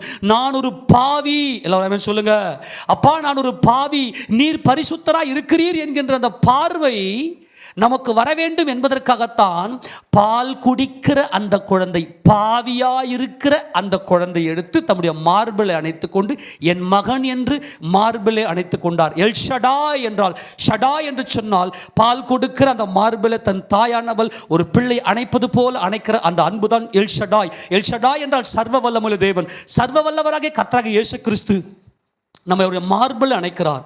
எத்தனை பேருக்கு புரிஞ்சுது? நான் குழப்பல தெளிவாக தான் பேசியிருக்கிறேன். யாருக்காச்சும் குழம்பு இருக்குதா? ஆமேனா? நல்லா கவனிங்க. தேவன் நம்மை தம்முடைய மார்பில் வைத்து சுமக்கிறார். எப்படிப்பட்ட பிள்ளையாக வச்சு சுமக்கிறாருன்னா, பால் குடிக்கிற பிள்ளை. பால் குடிக்கிற பிள்ளைய தாய் சுமக்கிறதுக்கு பெருசே இல்லை. அந்த குழந்தைக்கு பசி எடுத்தப்ப அந்த குழந்தை அம்மா கிட்ட போயிட்டு பால் குடிச்சிக்கும். ஆனால் பால் குடிக்கிற குழந்தையை ஒரு தகப்பன் சுமப்பது எவ்வளவு பெரிய கஷ்டம் என்று என் ஆண்டவருக்கே தெரியும். ஆமென். பாலை கொடுத்து இப்போ திடமான ஆகாரத்தை தேவன் இப்போ கொடுத்து அந்த பாலை மறக்க செய்கிறார். அதிசயங்களை செய்து அவர் என்ன செய்கிறார்னா, உன்னை நீ மறந்துடுறா, நீ பரிசுத்தம் அல்ல. எடுத்து வாசிக்க போகலாம். லேவியராகமம் 20வது அதிகாரத்தில் அது 26ஆம் வசனத்தை வாசிக்க பார்க்கலாம். லேவியராகமம் 20:26. கர்த்தராகிய நான் பரிசுத்தராய் இருக்கிறபடியினாலே நீங்களும் எனக்கேற்ற பரிசுத்தவான்களாய் இருப்பீர்களாக. நீங்கள் என்னுடையவர்களாய் இருக்கும்படிக்கு உங்களை மற்ற ஜனங்களை விட்டு பிரித்தெடுத்தேன். நீ என்னுடையவனா இருக்கும்படி நான் பரிசுத்தர்னு நீ சொல்லணும். பால் எதை குறிக்கிறது? பரிசுத்தம். என் நேசர் வெண்மையும் சிவப்புமானவர். அந்த வெண்மை என்பது பால். அப்புறம் என் நேசருடைய கண்கள் பாலில் கழுவப்பட்டு பதிக்கப்பட்டவைகள். பாலில் கழுவப்பட்ட கண்கள் என்பது பரிசுத்தர். நம்முடைய ஆண்டவராக இயேசு கிறிஸ்து மாத்திரமே பரிசுத்தர். உன்னத பாட்டின் புத்தகம் 5ஆம் அதிகாரத்தை வாசிக்க பார்க்கலாம்.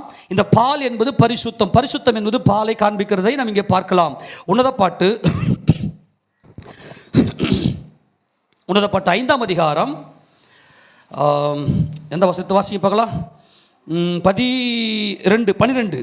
அவருடைய கண்கள் தண்ணீர் நிறைந்த நதிகளின் ஓரமாய் தங்கும் புறாக்கண்களுக்கு ஒப்பானவைகளும் பாலில் கழுவப்பட்டவைகளும் நேர்த்தியாய் பதிக்கப்பட்டவைகளுமாய் இருக்கிறது. ஆமேன். பாலில் கழுவப்பட்ட கண்கள் என்பது ஆத்துமாவை காண்பிக்கிறது. அவர் பரிசுத்தர். ஆமேனா? இயேசு கிறிஸ்து மாத்திரமே பரிசுத்தர். பாலை நீ மறுடா. ஆமேன். ஏதேன் தோட்டத்தில் மனுஷன் பாவம் செய்து சுயநீதி உள்ள வந்துருச்சு இல்லையா? நான் தான் ரொம்ப நீதிமான் நினச்சின்னு என் ராஜ்யம் எங்கே, என் ராஜ்யம் நான் தான் ராஜான்னு சொல்லி பூமியில் வாழ்ந்து கொண்டிருக்கிறோம். நானே ராஜான்னு நீ சொல்கிறான்னு சொல்லி அதிசயமான காரியங்களை செய்து ஒரு தகப்பன் தன் பிள்ளையை தன் மார்பில் சுமந்து கொண்டு வருகிற வண்ணமாய், அதுவும் பால் குடிக்கிற அந்த பிள்ளையை சுமந்து கொண்டு வருகிற வண்ணமாய் வராரு. எதுக்குன்னா, நீ பாலை மறக்கணும். நீ பால் மறந்தால் மட்டுமே நான் பரிசுத்தர் என்று நீ விளங்கணும். அப்பனா நீ பாவி என்பதை உணர்ந்து கொள். ஈசாக்கு பால் மறந்த நாளிலே ஆபிரகாம் பெரிய விருந்து பண்ணினான். என்ன பால் மறந்தாரு? நான் ஒரு பாவி, என் இயேசு கிறிஸ்து மகிமையின் தேவன், அவர் மகிமை அடைந்தார். அவரே சர்வத்துக்கும் ராஜாதி ராஜா, இந்த சர்வத்தையும் ஆளுகை செய்கிற சர்வ வல்லவர் ராஜாதி ராஜா என்கின்ற உணர்வு ஈசாக்குக்கு ஏற்பட்டது.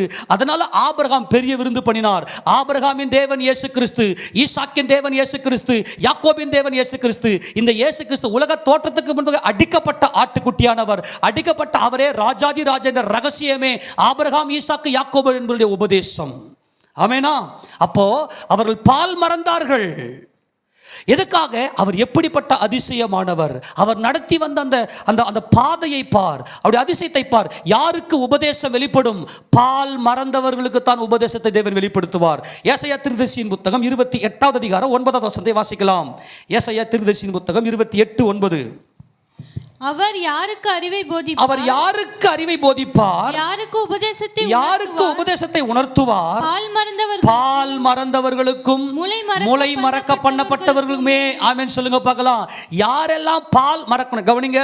அதனால தான் இந்த ஜனங்க யாருக்காக அழுதாங்க?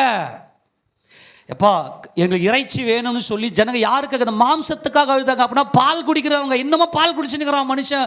பூமிக்குரிய காரியங்களுக்காகவே தன்னை பெருமைப்படுத்தி தன்னை மகிமைப்படுத்துவதற்காகவே சபைக்கு வரும். ஆனா அவர் எங்க அப்பா சர்வ வல்லமையுள்ள தேவன், அவர் ராஜாதி ராஜா, நான் ராஜா, அவர் நான் மகிமையில தரிசிப்பேன் என்கின்ற அந்த பால் மறந்த அனுபவம் இன்றைக்கு நமக்கு இல்லை. நல்லா கவனிக்கணும், ரொம்ப முக்கியம். தேவ சமூகத்தில் யார் வேண்டும் தெரியுமா? அவருக்கு பிள்ளைங்க யார் தெரியுமா? பால் மறக்கணும். நீ எப்படிப்பட்ட இருக்கிறனா, பால் குடிக்கிற குழந்தையா இருந்த, பாவியா இருந்த உன்னை தான் நான் அழைத்தேன். ஆமென் சொல்லுங்க பார்க்கலாம். பாவிகள் பரிசுத்தமாகிற இடம், பால் குடிக்கிறவர்கள், பால் குடித்து கொண்டிருக்கிறவர்கள், சின்ன பிள்ளைங்க, அதுங்களுக்கு உணர்வு எப்படி இருக்கும்? அந்த பால் குடிக்கிற குழந்தைங்களுக்கு நல்லது கெட்டது எப்படி தெரியும்? இன்னமும் உங்களுக்கு நல்லது கெட்டது தெரியல, பால் குடிச்சிருக்கிறீங்க. அப்படி ஒரு சின்ன வார்த்தை சொல்லிட்டா போதும், சேச்சா நம்மளை பற்றி அவன் பேசிக்கினே இருப்பான், நம்ம போய் நம்ம உண்டு நம்ம வேலை உண்டு அப்படி சைலண்ட்டாக போயிடுவோம். இன்னமும் பாலை குடிச்சிக்கின்னு. ஆனால் கர்த்தர் கெஞ்சுறாரு. நான் செய்த இந்த காரியங்கள் அதிசயத்தை பாருங்கப்பா. சாமுவேல், ஆண்டவரே எனக்கு ஒரு பிள்ளை கொடுத்தால் அந்த பிள்ளை நான் உமக்கே தருகிறேன். ஓகே, ஆண்டவர் அன்னாளின் ஜெபத்தை கேட்டார், ஒரு பிள்ளையை கொடுத்தார். சவரகன் கத்தி, அவன் தேவனுக்கு என்று நஸ்ரேயனாக இருப்பான். சவரகன் கத்தி அவன் தலைமையில் படுவதில்லை என்று சொல்லி பொருத்தனை பண்ணினால், அதே போல அந்த பிள்ளை பால் மறக்க செய்து தேவ சமூகத்துக்கு கொண்டு போனாள். நான் உன்னை என் மார்பில வைத்திருக்கிறேன், நீ பால் மறந்து விடு, நான் பரிசுத்தர், ஆகையால் நீ எனக்கேற்ற பரிசுத்தனா இரு. நீ என்னை பரிசுத்தர் நீ பார்க்கறது தான் உன் பரிசுத்தம். ஆனால் என்னுடைய வாழ்க்கை எப்படி, என்னுடைய தேவை என்ன, பூமிக்குரிய காரியங்களை குறித்து நீ பார்ப்பனா, நீ இன்னும் பால் குடிச்சு நிற்கிற, ரொம்ப கஷ்டம். ஆமென். எடுத்து வாசிக்க போகலாம். 1 சாமுவேல் புத்தகம் 1ஆம் அதிகாரத்தில் அங்கே அன்னாள் செய்கிற ஒரு மகிமையான காரியத்தை தேவன் நமக்கு வெளிப்படுத்தி பார்க்கலாம். 1 சாமுவேல் 1ஆவது அதிகாரம் 22ஆம் வசனம் வாசிக்க பார்க்கலாம். அன்னாள் கூட போகவில்லை. அவள் பிள்ளை பால் மறந்த பின்பு அவன் கர்த்தரின் சந்நிதியிலே காணப்படவும், எல்லாரும் சொல்லுங்க, தேவாதி தேவனாம் பரலோக தேவனுடைய சந்நிதியில் நாம் காணப்பட வேண்டுமேயானால் நாம் பால் மறந்தால் தான் அவர் சந்நிதியிலே காணப்படுவோம். ஆமென். ஆனால் இன்னைக்கு வரைக்கும் அவருடைய மார்பிளை யாரை சுமந்து கொண்டிருக்கிறார்? பால் குடிக்கிற பிள்ளைகளை. எதற்காக? நீ பால் மறந்து விடு. பால் என்பது பரிசுத்தம், நானே பரிசுத்தர், நான் பரிசுத்தர் என்பதற்கு நீங்கள் எனக்கு சாட்சியாக இருக்கிறீர்கள். உன்னை நான் இன்னைக்கு வரைக்கும் சுமந்து கொண்டிருக்கிறேன். நீ எத்தனை தடவை என்னை துக்கப்படுத்தியிருக்கிறாய், எத்தனை தடவை என்னை வேதனைப்படுத்தியிருக்கிறாய், எத்தனை தடவை நீ எட்டி உதைத்திருக்கிறாய், எத்தனை தடவை என்னை நிந்தித்திருக்கிறாய், எத்தனை தடவை என்னை கேள்வி கேட்டிருக்கிறாய், எத்தனை தடவை என்னை வேதனைப்படுத்தியிருக்கிறாய். ஆனால் இன்று வரைக்கும் நான் உன்னை இழக்கவில்லை. காரணம், நீ பால் குடிக்கிற பாலகன இருக்கிற. நான் உலக தோற்றத்துக்கு முன்பதாக உன்னை நேசித்து விட்டேன், உன்னை முன்குறித்து விட்டேன். விரும்புகிறவனாலும் அல்ல, ஓடுகிறவனாலும் அல்ல, இறங்குகிற கர்த்தராலேயாம், இறங்குகிற தேவனாலேயாம். அவருடைய இரக்கம் என்னைக்கு இருக்கிறது. ஒரு தகப்பன் தன் பிள்ளைக்கு இறங்குகிறது போல உன் மேல இறங்கி இருக்கிறார். இன்னை வரைக்கும் மார்பில் அணைத்துக் கொண்டு பால் மறந்து விடு. நீ பால் மறந்தால் தான் தேவ சமூகத்தில் நிற்க முடியும். அன்னாளுக்கு ரகசியம் தெரிந்திருந்தது, பரிசுத்தவான்களுக்கு இந்த பாலின் ரகசியம் புரிந்திருந்தது. அதனால் தான் ஈசாக்கு பால் மறந்த நாளிலே ஆபிரகாம் பெரிய விருந்து பண்ணினான். அன்னாள் பார்த்திருக்கிறாள். இதெல்லாம் பயங்கர ரகசியங்கள். இதெல்லாம் யாருக்கு இந்த ரகசியம் வெளிப்படும்? பால் மறந்தவர்களுக்கு தான் தேவன் தம்முடைய ரகசியத்தை வெளிப்படுத்தி கொடுப்பார். நான் ஒரு பாவியா இருக்கிற ஆண்டவர் என்று சொல்லி தேவனுக்கு முன்னதாக தம்மை அர்ப்பணித்தவர்கள் தான் தேவ ரகசியம் வெளிப்படும். எல்லாருக்கும் வெளிப்படாது. அப்படியானால் அன்னால் இந்த பிள்ளை பால் மறக்கட்டும். இந்த பிள்ளை பால் மறந்த பிற்பாடு தான் தேவ சந்நிதியில் காணப்பட வேண்டும். பால் குடிச்சிக்கின்னு போகக்கூடாது, அழுதுக்குன்னு உள்ள வரக்கூடாது. நீ அழுது உன் தேவைக்காக அழுதுன்னு வராத. அவர் செய்த அதிசயத்தை பார். இன்னைக்கு வரைக்கும் நிர்மூலமாகாதிருப்பவருடைய கிருபை. அன்னாள் சொல்றாங்க, வெத்து வாசி தொடர்ந்து. கர்த்தரின் சந்நிதியிலே காணப்படும், கர்த்தரின் சந்நிதியிலே பால் மறந்த பின்பு கர்த்தர், அந்த வசனம் ஃபர்ஸ்ட்ல இருந்தே வாசிமா. அன்னாள் கூட போகவில்லை. ஏன்னா எல்கானா வருஷம் போவார் பலி செலுத்துறதுக்கு சீலோவாமுக்கு. ஆனா இப்போ என்ன பண்ண சீலோவாவுக்கு போவார். இவர் போல இந்த முறை அன்னாள் கூட போல. அவள் பிள்ளை பால் மறந்த பின்பு அவன் கர்த்தரின் சந்நிதியிலே காணப்படவும் அங்கே எப்பொழுதும் இருக்கும். நல்ல கவனிங்க, கர்த்தரின் சந்நிதியிலே காணப்படவும் நசரேயர்கள் மாத்திரம்தான் பால் மறப்பார்கள். இந்த நசரேயர்கள் தேவனுடைய பரிசுத்தர்கள். இந்த நசரேயர்களுக்கு தான் ரகசியம் எல்லாம் வெளிப்படும். இந்த நசரேயர்களை பார்த்து ஆண்டவர் சொல்றார், அவங்க எப்பொழுதும் அவர் சந்நிதியிலே காணப்படவும் அங்கே எப்பொழுதும் இருக்கவும் நான் அவனை கொண்டு போய் விடுவேன் என்று தன் புருஷனிடத்தில் சொன்னால், அப்பொழுது அவள் புருஷனாகிய எல்கானா அவளை நோக்கி, நீ உன் இஷ்டப்படி செய்து அவனை பால் மறக்க பண்ணு மட்டும் இரு, கர்த்தர் தம்முடைய வார்த்தையை மாத்திரம் நிறைவேற்றுவாராக என்றான். அப்படி அந்த ஸ்திரீ தன் பிள்ளையை பால் மறக்க பண்ணு மட்டும் அதற்கு முளை கொடுத்தாள். தொடர்ந்து வாசிக்கலாம். அவள் அவனை பால் மறக்க பண்ணின பின்பு அவனை பால் மறக்க பண்ணின பின்பு, கரங்களை உயர்த்தி, இப்போ என்ன செய்தால், அன்னாள் என்ன செய்தால், அந்த பிள்ளைக்கு வசனத்தை ஊட்டினாள், பால் மறக்க செய்தால். தேவனே பரிசுத்தர், உன்னை கொண்டு போய் தேவ சமூகத்தில் விட போகிறேன். இன்னைக்கு எத்தனை அன்னாள்கள் இருக்கிறீர்கள்? பவுல் சொல்ற 1 கொரிந்தியர் 4ஆம் அதிகாரத்தில், நான் உங்களை ஆவியில பெற்றெடுத்தேன். உங்களுக்கு இன்னைக்கு கிறிஸ்துவுக்குள்ள அநேக உபாத்தியாயர்கள் உங்களுக்கு இருந்தாலும் தகப்பன்மார் உங்களுக்கு இல்லையே. நான் உங்களை ஆவியில பெற்றெடுத்தேன். நான் உங்களை ஆவியில பெற்றெடுத்த தகப்பன் நான். நீங்க என்னை எட்டி உதைக்கிறீங்களாடா? அந்த 4ஆம் அதிகாரத்தை போய் வீட்டில் வாசித்து பாருங்களேன். என்னை எட்டி உதைக்கிறீங்களாடா? எல்லாரும் துடைத்து போற குப்பையை போல் ஆனேன், அழுக்கை போல் ஆனேன். நான் நிந்திக்கப்படுகிறேன், தூஷிக்கப்படுகிறேன். பரவாயில்லடா, ஏன்னா பால் குடிக்கிற பிள்ளைங்க நீங்க அப்பாவை எட்டி தான் உதைப்பீங்க. பால் மறந்த பின்பு அங்கே கொண்டு போய் விட்டார். ஆமென் சொல்லுங்க பார்க்கலாம். இஸ்ரவேல் ஜனங்களுக்கு அவர் செய்த அதிசயத்தை உணர்ந்து கொள்ளக்கூடிய மனப்பக்குவம் அங்கே இல்லை. அவர் வேதனைப்பட்டார். பால் குடிக்கிற பிள்ளைங்க கறிக்கும் மீனுக்கும் காடைக்கும் அழுதார்கள். வெத்த வாசிக்க பார்க்கலாம். இப்போ இன்னொரு இடத்துல துக்கப்படுறார். உபாகம் 8ஆம் அதிகாரத்தில் ஆண்டவர் எப்படி துக்கப்படுறார் பாருங்களேன். உபாகம் 8ஆவது அதிகாரத்தில் அதில் 15 வாசிக்க பார்க்கலாம். உன்னுடைய பின்னாட்களில் உனக்கு நன்மை செய்யும் பொருட்டு உன்னை சிறுமைப்படுத்தி உன்னை சோதித்து கொள்ளிவாய் சர்ப்பங்களும் தேள்களும் தண்ணீர் இல்லாத வறட்சியும் உள்ள பயங்கரமான வனாந்தர வழியாய் உன்னை அழைத்து வந்தவரும், உனக்காக பாறையான கண்மலையில் இருந்து தண்ணீர் புறப்பட பண்ணினவரும். கொஞ்சம் கவனிக்க பார்க்கலாம். இதோ சர்ப்பங்களையும் தேள்களையும் மிதிக்கவும் சத்துருடைய சகல வல்லமைகளையும் மேற்கொள்ளவும் உங்களுக்கு அதிகாரம் கொடுத்தேன் அப்பா சொல்றாரு. ஆமெனா. நம்முடைய ஏசப்பா சொல்றாரு. அதே தான் சொல்றாரு. எல்லாம் சேம். எப்படிப்பட்ட வனாந்தரம் அது? பயங்கரமான கொள்ளிவாய் சர்ப்பங்கள், விஷம் நிறைந்த பாம்புகள், தேள்கள், பயங்கரமான வனாந்தரத்தின் பாதை. உன்னை நடத்தி கொண்டு வந்தேன். அதிசயமாய் உனக்கு ஒரு சேதமும் நடத்தி கொண்டு வந்தேன். உன்னை மார்பல வைத்திருந்தேன். அப்போ நீ பாலை தான் குடிச்சிங்கிற. ஆமெனா. அப்போ நீ பாலை தான் குடிக்கிற. பாலை மறந்துடுறா. நான் பரிசுத்தர், என் கண்கள் பாலில் கழுவப்பட்டு நேர்த்தியாய் பதிக்கப்பட்ட கண்கள் என்பதை பார். நானே சர்வத்துக்கும் ராஜாதி ராஜா. நீ ராஜா, நீ ஏன் ராஜா? நீ என்னை ராஜாதி ராஜா நீ பார்த்தனா அப்பதான் நீ ராஜாவாக முடியும். ஆமெனா. அவர் தகப்பன். ஆனால் இந்த ஜனங்களுக்கு இந்த அதிசயத்தெல்லாம் மறந்துட்டாங்க. எத்தனை தரம் நம்ம மரணம் நம்மளை சூழ்ந்து கொண்டது. எத்தனை ஆக்சிடென்ட்டுகள், எத்தனை போராட்டங்கள். சொல்லுவாங்களே, கர்ணம் தப்புனா மரணன்ற மாதிரி நமக்கு எப்படிப்பட்ட சூழ்நிலை நம்ம கடந்து வந்தோம். அதெல்லாம் என் கர்த்தராகிய இயேசு கிருபை என்பதை நம்ம இன்னைக்கு உணராம போயிட்டோம். தொடர்ந்து வாசிக்கலாம். உன் பிதாக்கள் அறியாத மன்னாவினால் வனாந்தரத்திலே உன்னை போஷித்து வந்தவருமான உன் தேவனாகிய கர்த்தரை நீ மறவாமலும். உன் உயிர்ல கலந்துட்டண்டா. உன்னை மன்னாவினால போஷித்தவன், தூதர்களின் அப்பத்தை கொண்டு உன்னை போஷித்தேன். 40 வருஷ காலம் நீ விதைக்கவில்லை, அறுக்கவில்லை, களஞ்சியத்தில் சேர்த்து வைக்கவில்லை. உன்னை அதிசயமாய் நடத்தி வந்தேன். நீ என்னை மறக்காதே. நான் அப்பா. இப்போ நான் உன்னை மறக்கல. ஆமேனா.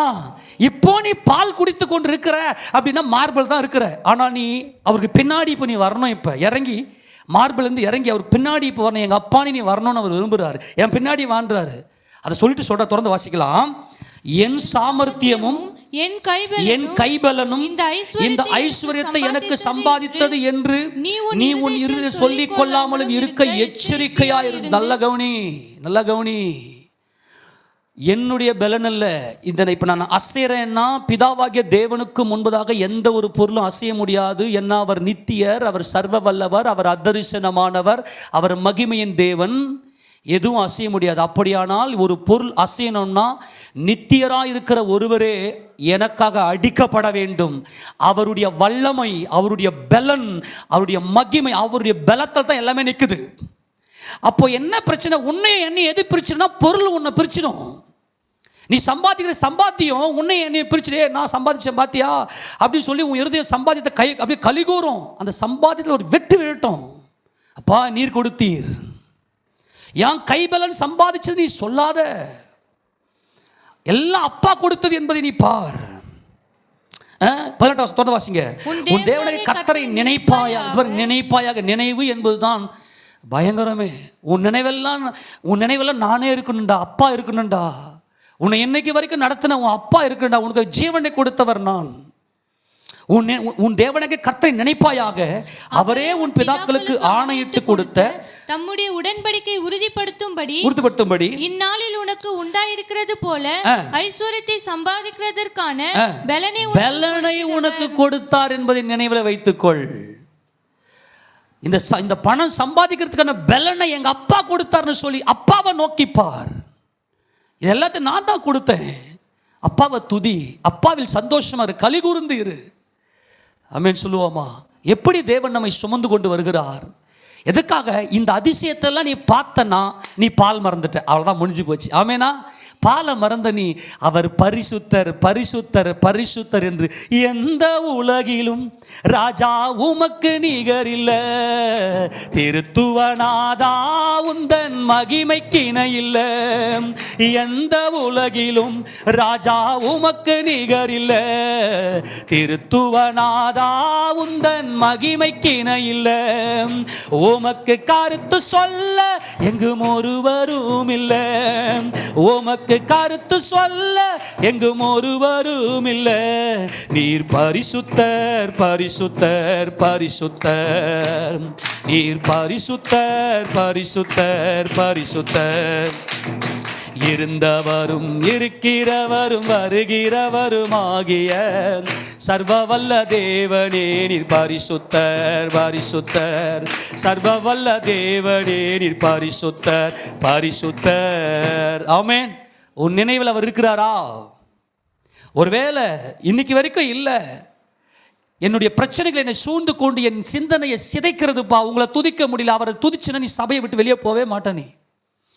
இங்கே அப்படியே உள்ள அவருடைய பிரசன்னத்தில் இறங்கி அப்படியே துதிச்சுக்கினே இருக்கணும், அவரை மகிமைப்படுத்திக்கினே இருக்கணும்.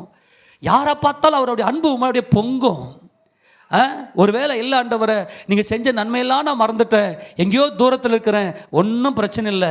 நீ பால் குடிக்கிற குழந்தைன்னு அவருக்கு தெரிஞ்சு தான் உன்னை மார்பில் அணைத்து கொண்டிருக்கிறார். ஆமேனா? நீ பால் குடிக்கிற குழந்தைன்னு தெரிஞ்சு தான் உன்னை மார்பில் அணைச்சி மன்னாவை ஊட்டினார், அவருடைய வார்த்தையை ஊட்டினார். எவ்வளவு வார்த்தையை கேட்டோம், ஆனால் உணர்வு இல்லாமல் போயிடுச்சு. ஆனால் இன்றைக்கு நீ மனம் திரும்புவியா? இன்றைக்கே ரட்சண்ய நாள், இன்றைக்கே சந்தோஷத்தினால் இன்னைக்கு மனம் திரும்பி நான் கர்த்தருக்குள்ளே மனமகிழ்ச்சியாக இருப்பேன், அவர் என் தகப்பன், அவர் எங்கள் அப்பா, இன்னைக்கு வரைக்கும் என்னை சுமந்து வந்தவர் அவரே என்று சொல்லி உன்னால் நிற்க முடியுமா என்று தேவன் கேட்கிறார். உனக்கு அந்த உணர்வு வருமானு கேட்கிறார். எப்படி சுமந்தாராம்? ஒரு கழுகு தன் குஞ்சுகளை தன் சட்டையின் மேல் சுமந்து கொண்டு வருகிற வண்ணமாய் சுமந்து வந்தார். யாத்திராகமத்தின் புத்தகம் 19வது அதிகாரத்தை எடுத்து நம்ம முடிக்க போகிறோம். இதை பார்த்து நம்ம முடிக்க போகிறோம். இதை புரிந்து கொள்ளுங்க, இந்த வசனத்தை மாத்திரம் புரிந்து கொள்ளுங்க, அவர் எப்படி நம்மை சுமந்தார். யாத்திராகமம் 19வது அதிகாரம் 4வது வசனத்தை வாசிக்கலாம். நான் எகிப்தியருக்கு நல்லா கவனிக்கணும், மறுபடியும் சொல்றாரு, உனக்காக நான் யுத்தம் பண்ணினேன், என் பலத்த கையும் ஓங்கிய புயமும் உனக்காக யுத்தம் பண்ணியதை நீ பார். நான் எகிப்தியருக்கு செய்ததையும் நான் உங்களை கழுகுகளுடைய சட்டைகளின் மேல் சுமந்து உங்களை என் அண்டையில சேர்த்து கொண்டதையும் நீங்கள் கண்டிருக்கிறீர்களே. ஆமென் சொல்லுங்க பார்க்கலாம். எதில் சுமந்து கொண்டேன்? கழுகின் சட்டையில். எத்தனை பேருக்கு கழுகு பிரசங்கம் ஞாபகம் இருக்கு? அந்த ஒரு முக்கியமான சம்பவத்தை நம்ம தியானித்தோம். எத்தனை ஞாபகம் இருக்குது? அதை கவனிங்க. அது என்ன கழுகு சுமக்கிறது போல அப்படின்னா, ஒரு பெண் கழுகு என்ன செய்யும் அப்படின்னா, எப்பவுமே கழுகு கண்மலையில் தான் கூடு கட்டும். அது சும்மா சாதாரண இடத்துல பண்ணது, உயர்ந்த இடத்துல தான் கூடு கட்டும். அது உன்னத ஜீவியம், விசுவாசத்தின் பூர்ண பலன் தான் கழுகு. அவருடைய பார்வை அப்படிப்பட்டது. இந்த பெண் கழுகு என்ன செய்யும் அப்படின்னா, ஒரு ஆண் கழுகை தேர்ந்தெடுக்கும். எப்படி தேர்ந்தெடுக்கும்னா, அந்த கண்மலை உச்சியிலிருந்து ஒரு குச்சியை எடுத்து என்ன பண்ணோன்னா கீழே போடும். பக்கத்தில் அந்த ஆண் கழுகு இருக்கும். அந்த குச்சி தரையில் விழறதுக்கு முன்னதாகவே இந்த ஆண் கழுகு போயிட்டு அந்த குச்சியை கேட்ச் பண்ணி அதை பிடிச்சி எடுத்துக்கிட்டு பெண் கழுகிட்ட கொடுக்கணும்.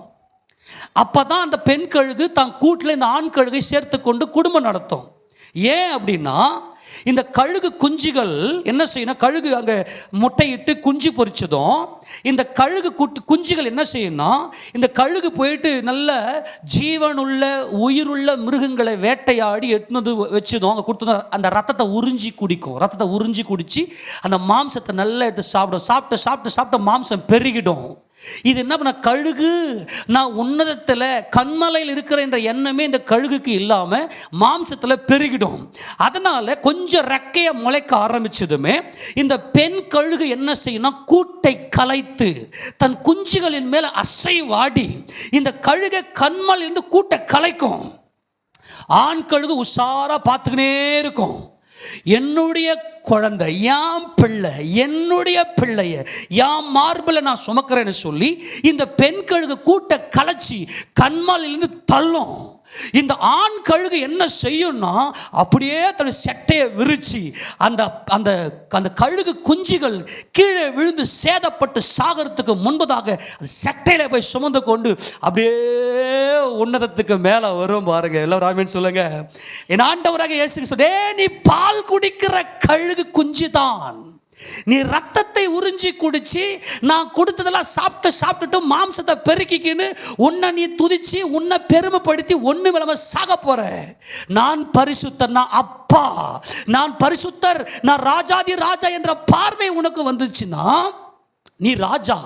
அப்போ நான் உன்னை கழுகு கீழே இருந்து கீழே தரையில் விழலை, உன்னை தரையில் விழ விடாமல் அந்த ஆண் கழுகு அந்த பெண் கழுகு கூட்டை கலைத்து குஞ்சுகளில் அசைவாடி கீழே தள்ளும். அப்போ இந்த கழுகு குஞ்சுகள் என்ன செய்யணும்னா ரெக்கை அடித்து அப்போ தான் ட்ரெயின் அப் ஆகும்.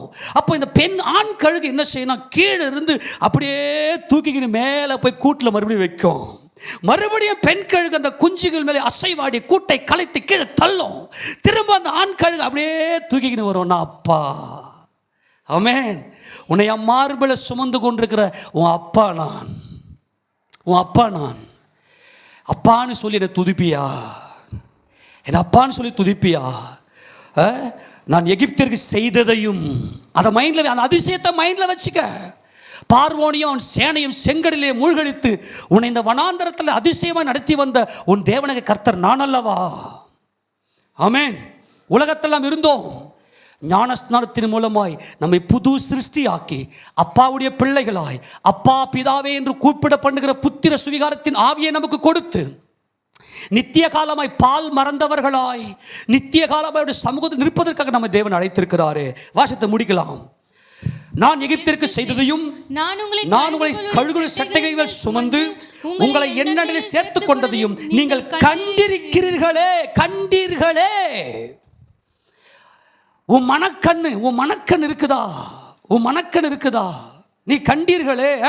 இப்பொழுது நீங்கள் என் வாக்கை அதான் தேவை. அப்பாவுடைய வார்த்தையை கேட்டு என் உடன்படிக்கையை கை கொள்வீர்களானால் சகல ஜனங்களிலும் நீங்களே எனக்கு சொந்த சம்பத்தா இருப்பீர்கள். பூமியெல்லாம் என்னுடையது. கரங்களை உயர்த்தி ஆமெனா. என் பொக்கிஷன்டா நீங்க, என் சம்பத்துரா நீங்க. அப்பாவோடு உடன்படிக்கை செய்யுங்க. நான் அப்பாவுடைய வார்த்தையை மாத்திர கைக்கொள். வசனத்துக்கு கீழ்ப்படி. வசனம் என்ன சொல்லுன்னு பாரு. உன்னை கழுகு தன் குஞ்சுகளை தன் செட்டையின் மேல் சுமந்து கொண்டு வருகிற வண்ணமாய் இதுவரைக்கும் நான் சுமந்து வந்திருக்கிறேன். இன்னமும் நான் உன்னை கைவிடவில்லை. இன்னமும் நான் உன் நினைவாகவே இருக்கிறேன். ஏனென்றால் நீங்கள் எனக்கு ஆசாரிய ராஜ்யமும் பரிசுத்த ஜாதி. ஆமேன் சொல்லுங்க. நீ எனக்கு பரிசுத்த, நீங்க எனக்கு ஆமேனா, நீ பரிசுத்த ஜாதி, எனக்கு ஆசாரிய ராஜ்யமும் பரிசுத்த ஜாதியமாய் இருப்பீர்கள் என்று நீ இஸ்ரவேல் புத்திரருடைய சொல்ல வேண்டிய வார்த்தைகள் என்றார். ஆமென் சொல்லுவோமா? நம்மள ராஜரிக ஆசாரியர்கள். ஆமென் சொல்லுவோமா? பரிசுத்த ஜாதி நமக்கு. ஆமென் சொல்லுவோமா? நம்ம எல்லாம் தேவனுக்கு பரிசுத்த ஜாதி. எல்லாரும் கரங்களை உயர்த்தி ஆமென் சொல்லுவோமா? அப்போ செய்ய வேண்டிய ஒரே ஒரு காரியம், எஸ் அப்பா நீங்க எனக்கு அப்பா. ஆமேனா. அவருடைய மகிமையை நம்ம உயர்த்துவோம், அவருடைய துதியை உயர்த்துவோம், அவருடைய பரிசுத்த நாமத்தை நம்ம மகிமைப்படுத்துவோம். என்றென்றைக்கும் நித்திய பிரதான ஆசாரியர்களாய், ராஜரீக ஆசாரியர்களாய் அவரோடு கூட நித்திய ஆளுகை செய்வோம். எல்லாரும் முழங்கால் நிற்கலாம். எல்லாரும் முழங்கால் நின்று கர்த்தருடைய பரிசுத்த நாமத்துக்கு மகிமையாக. பரலோக பரமபிதாவே, வானத்து